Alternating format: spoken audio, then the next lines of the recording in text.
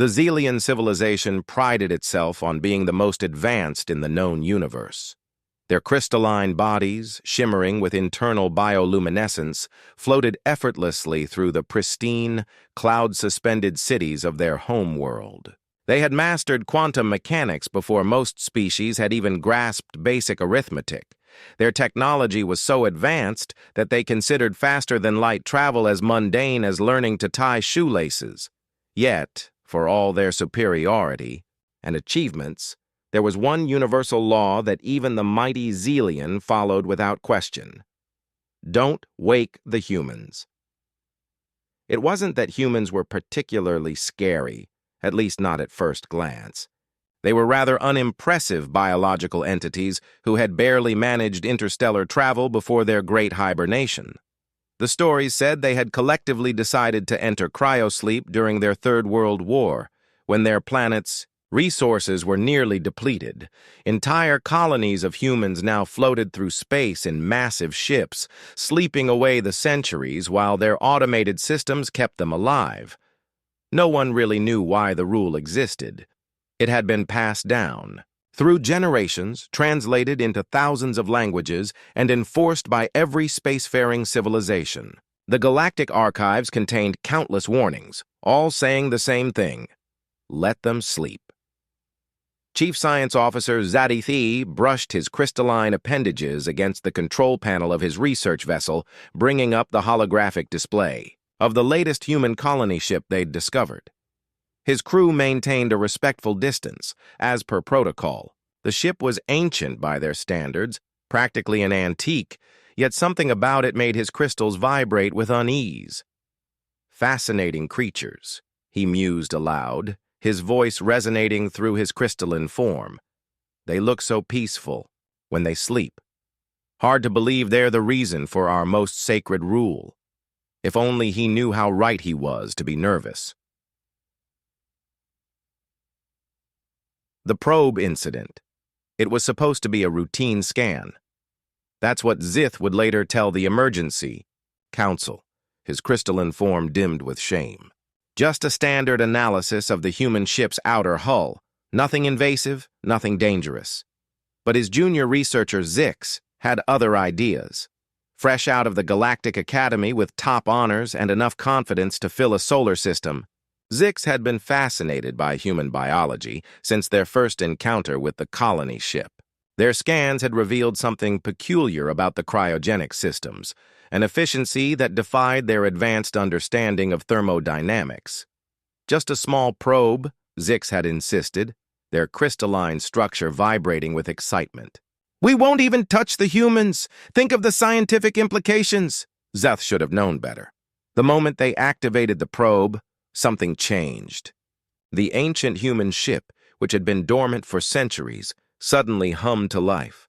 Warning signals blared across their research vessel's monitors. "What did you do?"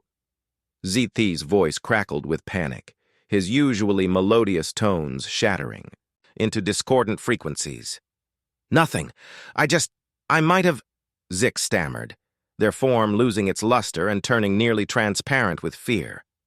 The probe's quantum signature must have resonated with their cryogenic field. On their main view screen, pods began activating one by one, like stars appearing in an evening sky. Thousands of them. The ship's ancient systems, far from being primitive, executed a flawless awakening sequence that their senses could barely track. "Emergency transmission to High Command," Zith barked, his crystals now pulsing with anxiety. "Code ultraviolet. I repeat, code ultraviolet. Human awakening in progress in Sector 7. The response was immediate. Within moments, their small research vessel was surrounded by a fleet of Xelian warships, their crystalline hulls forming a containment pattern around the human vessel.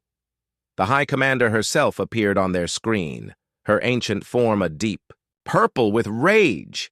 "You absolute neutron stars for brains!" she bellowed, using an insult so old it predated faster-than-light travel. "Do you have any idea what you've done? The humans were supposed to sleep for at least another millennium." "High Commander," Zith began, "perhaps we could put them back to sleep." An alert cut him off. The human ship was powering up its ancient engines. Systems that shouldn't have worked were coming online with terrifying efficiency. And their scans detected brainwave patterns indicating the humans were not just awake, they were angry. Too late. The High Commander's voice dropped to a whisper. They're awake. May the First Light have mercy on us all. In the following moments of chaos, as emergency protocols were enacted and evacuation orders were given, Zix turned to Zith with what would become the understatement of the millennium. I don't suppose this will look good on my performance review. Or, the humans awaken. The human ship's communication systems crackled to life, broadcasting on all frequencies in a language not heard in centuries. The message was short, clear, and would soon become infamous throughout the galaxy. Who dares disturb our slumber? The Xelian diplomatic corps prided itself on handling first-contact situations with impeccable grace. They had smoothed over wars, prevented genocides, and once talked a hive mind out of converting an entire galaxy into paperclips. But nothing in their extensive training had prepared them for dealing with grumpy humans who had just been rudely awakened from their cosmic nap. Ambassador Crystal, a name chosen specifically because humans supposedly appreciated literal translations, led the delegation. Her crystalline form was polished to perfection, refracting light in the most aesthetically pleasing patterns according to 16 different species beauty standards. Remember, she briefed her team, we must be diplomatic, respectful, and above all, apologetic. We've disturbed their rest. How bad could it be?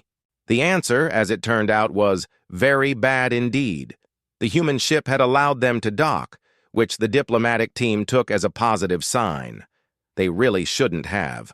The moment they floated through the airlock, they were met by a group of humans in what appeared to be sleeping attire, clutching cups of something that their senses identified as coffee, a substance that immediately got classified as a potential chemical weapon. So, drawled the human leader, dark circles under their eyes and hair sticking up in directions that defied several laws of physics.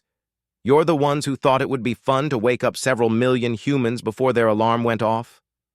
Most esteemed humans, Ambassador Crystal began, her carefully prepared speech glittering with practiced sincerity. On behalf of the Galactic Alliance, we extend our deepest— Save it, Sparkles, the human interrupted, taking a long sip of their coffee. Do you know how long it took us to synchronize our sleep schedules? Do you have any idea how hard it is to get several million people to agree on nap time? The diplomatic team exchanged nervous glances, their crystalline forms flickering with uncertainty. This was not in the manual. We have prepared extensive reparations, another diplomat chimed in, including the latest in comfort technology, dream enhancement devices, and— The human leader snorted. Actually snorted, causing the entire diplomatic team to vibrate with alarm. Oh, that's rich. You think you can just give us some fancy pillows and we'll go back to sleep? Have you ever tried to get back to sleep after being woken up? It's impossible. Things went downhill from there. The humans, it seemed, had opinions about being woken up. Many, many opinions, and they wanted to share all of them, preferably at high volume. The situation reached its peak when one human discovered that their favorite snack, something called pizza, had gone extinct during their slumber. The resulting tantrum caused 3 diplomatic assistants to crack and 1 to temporarily lose their crystalline coherence. This is unprecedented, Ambassador Crystal transmitted privately to High Command. They're not attempting to destroy us. They're not even threatening war. They're just complaining endlessly about everything. The humans had begun organizing what they called a town hall meeting to discuss their grievances. The very concept sent shivers through the diplomatic corps. Millions of grumpy, recently awakened humans, all gathering to voice their complaints. Simultaneously, "We have to do something," Crystal pleaded with her superiors. "They're talking about forming committees." But it was too late. The humans had discovered that their favorite entertainment platforms were no longer operational. The phrase Netflix and chill was thrown around with increasing hostility. Someone mentioned something called social media withdrawal, and the diplomatic team's universal translators nearly overloaded trying to convey the full emotional weight of that concept. In a final desperate attempt at peace, Ambassador Crystal offered the humans control of several resort planets where they could chill until they felt ready to sleep again. The human leader's response would be recorded in diplomatic archives as the shortest and most terrifying rejection ever received. Bold of you to assume we'll ever feel ready to sleep again. Now, about those extinct pizza recipes. The Galactic Alliance would soon learn that an awakened human with a grudge was bad enough. An awakened human with a grudge and no access to their favorite comfort foods was nothing short of a cosmic catastrophe. The real trouble began when the humans finally got around to checking their emails, or rather the quantum encrypted messages that had accumulated during their centuries-long nap. The Xelian High Council watched in horror as humanity's collective mood shifted from mild irritation to something far more concerning, amusement. "Let me get this straight," the human leader said, now on their 15th cup of coffee, addressing the emergency session of the Galactic Alliance. "While we were sleeping, you all convinced yourselves that we went into cryosleep because we ran out of resources?" The High Commander's crystalline form dimmed slightly. "According to our historical records." "Oh, this is precious," another human interrupted, actually wiping tears from their eyes. "They really don't know." The truth, as it turned out, was far more ridiculous than anything the Galactic Alliance had imagined. The humans hadn't gone into cryo because they were running out of resources. They'd done it because they were bored. "We'd solved pretty much everything," the human leader explained, scrolling through ancient mission logs with increasing glee. "Clean energy, world peace, universal health care, faster-than-light travel. We even figured out why kids love Cinnamon Toast Crunch. There was nothing left to do." The galactic archives were quickly revealed to be hilariously incorrect. Those primitive-looking ships, camouflage, the seemingly simple cryogenic pods, actually quantum consciousness storage devices that made Xelian technology look like two rocks being banged together. The humans hadn't been sleeping. They'd been running universe-scale simulations, processing quantum calculations that would make a supercomputer cry, and apparently binge-watching every possible variation of reality TV that could ever exist. But the warning," Ambassador Crystal stammered. "The rule about never waking humans—" "Oh, that," a human scientist grinned, looking far too pleased with themselves. "We wrote that, scattered it across the galaxy. Best prank ever. Wasak's the cosmic reset button." The revelation hit the Galactic Alliance like a supernova. The humans hadn't been some endangered species that needed protection. They were essentially cosmic teenagers who had decided to take a nap and set an elaborate out-of-office message. The true extent of human capabilities began to unfold. While sleeping, they had mapped every possible timeline in the universe, solved the question of whether hot dogs were sandwiches, though they refused to share this knowledge, claiming some things should remain mysterious, developed a unified theory of everything, then decided it was kind of boring and developed several more interesting ones, created and abandoned 17 different types of social media platforms in their simulated environments, deeming them too emotionally draining, and figured out why socks always disappear in the laundry. Again, they're keeping this one to themselves. The Xelian scientists who examined the human ship's primitive systems had to be treated for shock when they realized they weren't looking at technology. They were looking at art projects human children had made while their parents were catching up on some Z's. "But why?" the High Commander asked, their crystalline form practically vibrating with confusion. "Why pretend to be a sleeping civilization? Have you ever tried being the most advanced species in the galaxy?" the human leader countered. "It's exhausting.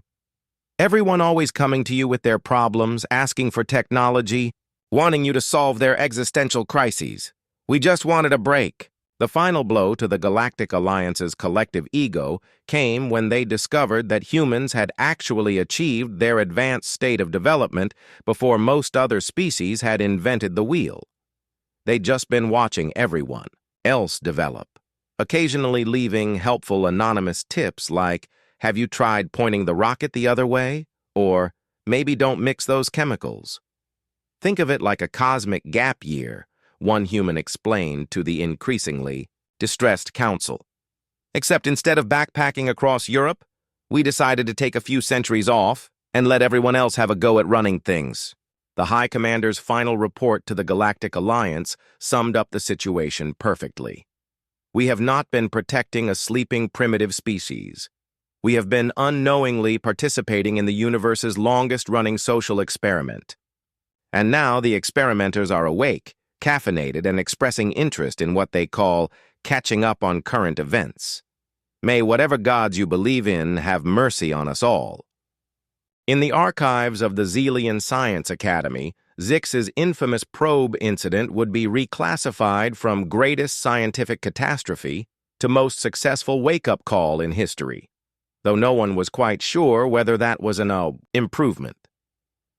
The shift in galactic power dynamics happened faster than a quantum hiccup. One moment, the Xelians were the undisputed masters of the known universe. The next, they were watching humans reorganize entire star systems because the feng shui was all wrong. You can't just move a solar system. High Commander. Sistos protested, their form flickering with distress as they watched humans casually relocating celestial bodies. "Watch us," replied the human leader, who was now sporting a bathrobe and bunny slippers while orchestrating the movement of entire star clusters. "This one's blocking the view of that gorgeous nebula. Besides, the commute time between planetary systems was ridiculous. Who designed this layout?" The Galactic Alliance quickly discovered that trying to maintain order in a universe with fully awakened humans was like trying to herd quantum cats. Theoretically possible, but practically futile. Humans started fixing things that no one had realized were broken. They introduced their concept of weekend breaks to species that had never stopped working. They established universal Wi-Fi that somehow worked across multiple dimensions. They started a galactic food delivery service that could get you takeout from any planet in under 30 minutes, or your money back. The Xelian bureaucracy, once a model of efficiency, descended into chaos when humans introduced them to casual Fridays and office parties. The sight of crystalline beings attempting to wear Hawaiian shirts would haunt the High Commander's dreams for centuries. But the most surprising development came from the younger generations of various species. Rather than resisting the human influence, they embraced it with alarming enthusiasm. Young Xelians started forming hybrid social clubs with humans, leading to the galaxy's first interspecies meme war. "You have to admit," Zix commented to Zith as they watched a group of humans teaching young Xylans how to chill. "They do make things more interesting." Zith, whose career had somehow survived the wake-up incident, could only nod in bewildered agreement. The humans had promoted him to chief officer of making sure humans don't get too bored again, a position he wasn't entirely sure was a reward or a punishment. The humans' approach to galactic governance was particularly baffling. They established what they called a universal community center, a massive space station where different species could hang out and vibe. Important diplomatic decisions were now made over game nights and potluck dinners. But what about the proper protocols?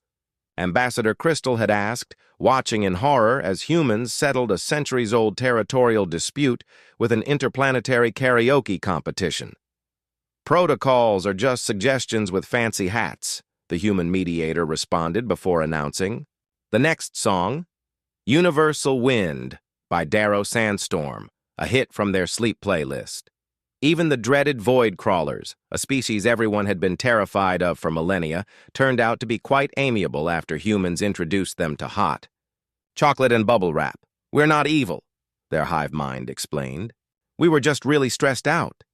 The human solution to most galactic problems seemed to involve either naps, snacks, or what they called group therapy.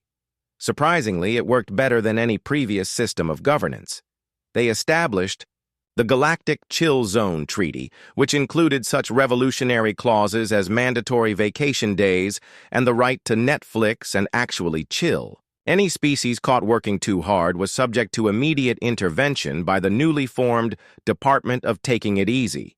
The Xelian High Council found itself restructured into what humans called a cosmic coffee club. Important decisions were now made over beverages and baked goods, with the humans insisting that no one could properly solve galactic problems without proper caffeination. You know what your civilization's problem was? A human explained to a group of bewildered council members. Too much crystal, not enough flow.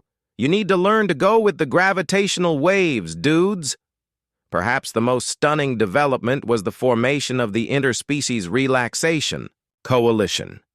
Young Xelians, void crawlers, and dozens of other species joined humans in their pursuit of the perfect work-life balance. The universe had never been more productive, largely because everyone had finally learned when to take a break. As Zith watched a human teaching a group of young Xelians how to make s'mores using plasma reactors, he realized that maybe waking, the humans hadn't been a catastrophe after all. It was more like hitting the universal reset button. Chaotic, certainly, but in a strangely refreshing way.